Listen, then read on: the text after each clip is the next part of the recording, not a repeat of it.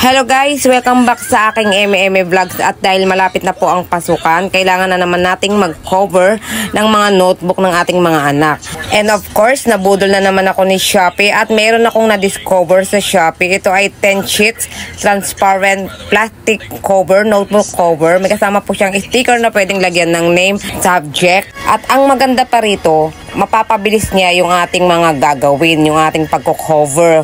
Kasi guys, hindi nyo na po siya kailangang i-cut. O diba, nakikita nyo naman kung paano ko siyang gawin. Sobrang dali lang, no hassle. Grabe guys, sobrang perfect nito. Sulit, sa halagang 17 pesos, meron ka ng 10 sheets, transparent, self-adhesive, for cover notebook. Marami po siyang size, meron pong small, medium, and large. At waterproof na po siya. At tignan nyo po ang loob ng notebook, napakalinis. Napakaganda ng pagkaka-cover ng notebook. So, hindi po siya katulad ng before na nakasanayan natin na pag-cover ng notebook na mayroong makikitang stapler, scotch tape. So, try nyo ito guys. Very affordable pa.